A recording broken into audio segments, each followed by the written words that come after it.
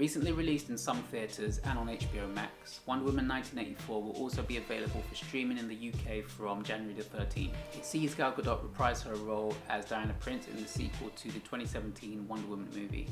However, this time we skip forward to the 1980s, as the title suggests, and this time Diana must muster up all of her courage and strength in order to defeat the megalomaniac Maxwell Lord, played by Pedro Pascal. Kristen Wiig is also here as Barbara Minerva. Comic fans will know her as Cheetah, and although her character and origin have been changed from what they are in the comics, the end result is still the same, and we get to see Wonder Woman's arch nemesis in all her glory. There's also a pretty cool fight scene between the two of them towards the end of the movie, and I thought the CGI that was used to make Cheetah was actually pretty well done. You don't get to see her very much, but from what you do get to see, her movements and everything, it's pretty well done. Both performances by Kristen and Pedro were great. You like the characters, you hate the characters. As the movie brings you into their minds and their motivations as to why they're doing what they're doing, and I thought this was something that was done much better than with the first movie, and they ended up stealing the show for most of the scenes that they're in. Just like with the first film, the audience is first introduced to Themyscira, and there we get to see a young Diana as she's competing in a sort of Olympic Games against other Amazonians. And just like the first film, this was the scenes that I found to be the most exciting and interesting.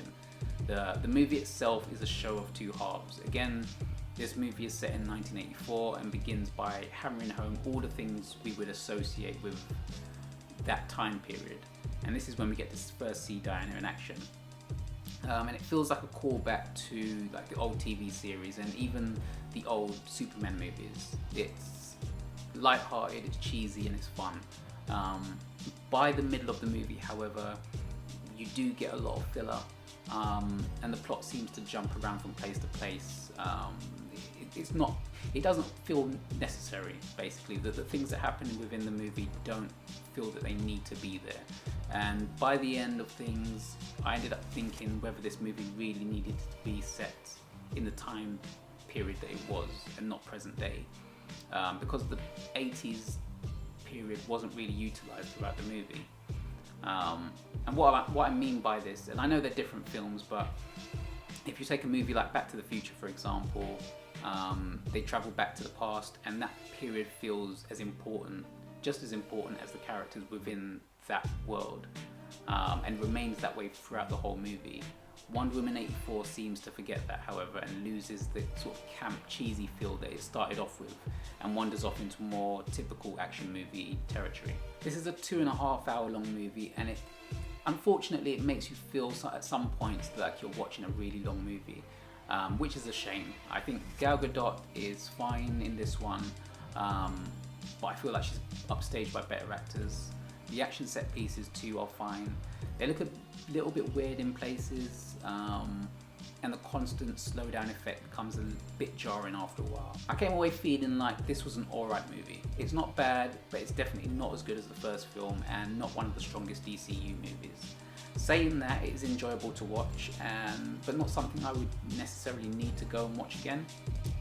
So before I watched this movie, I did see some comments on Twitter that sort of took me by surprise. It's not something I would usually expect to see associated with a comic book movie, but it's basically around the way that certain ethnicities are portrayed.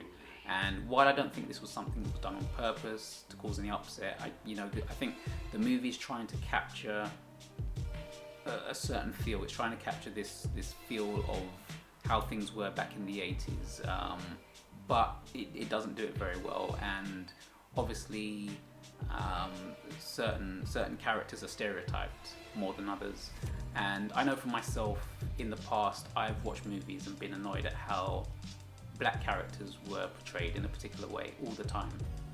So in this instance, if people do genuinely feel offended at how they are portrayed in the movie, then they have every right to feel that way. There was, however, a scene, and I won't go into any spoilers, but basically it was meant to show how bad things were getting in the world, and one character basically tells another to go back to where they came from. And this was something that I saw, it took me by surprise. I didn't really expect that to be something they'd put in a Wonder Woman movie. There's a certain familiarity that come with these comic book movies and expectations, and for me, I would put Superman and Wonder Woman in a similar field for the tone of stories. So if I was watching a Superman movie, for example, and a character dropped the N-word to show that they were nasty and aggressive, I'd be completely shocked and offended, to be honest. There's certain things that don't need to be said to show the world is in a state of chaos, and I don't know who greenlit that line, but it shouldn't have been in the movie. So comic book movies have come a long way over the years, since the Donner Superman films. They're watched by a wide audience, different ages, and I feel like that line in this movie, I don't think it was necessary or acceptable, because I mean, kids will be watching this movie at the end of the day, and I mean, if, again, you know, if it was a character saying it to a black character, saying, you know, go back to where you came from, I would be completely offended. Like, that's not something you put in one of these movies, I don't think. Maybe in a movie like Watchmen or something, but this is Wonder Woman. This is a movie that's meant to be about hope, and it is to an extent, but those sort of lines, I feel personally it's a step too far. So that's one of my criticisms for the movie.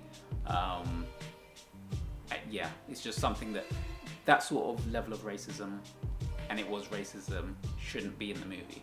Wonder Woman 1984 is a movie that stands on its own and tells a self-contained story. It does wane in certain parts, and the last half of the movie isn't as good as the first. Flaws aside, Wonder Woman 84 is mostly fun. It won't be for everyone, especially if you're looking for an epic story to be told. This one doesn't quite deliver. But I would say, if you're not able to go to the theatres to see it, then check it out when it's available for streaming, if you're in the UK. And yeah, I'm definitely looking forward to a third movie. I'd like to see them develop Diana's character a little bit more on her own, so she's not sort of revolved around another character. I feel like Gal Gadot is a good Wonder Woman. She does the character justice, but she's just hasn't been able to really spread her wings as such and deliver on her own and deliver a movie on her own. So it would be good to see a movie, if they do a third movie, to see her really sort of be fleshed out even more. But yeah, Wonder Woman 1984 is out now at some theatres and on HBO Max if you're in the US. It will be available in the UK from January the 13th. So check it out then if you're not able to get to the theatre. Thank you for watching the review. Stay safe, and I'll catch you next time.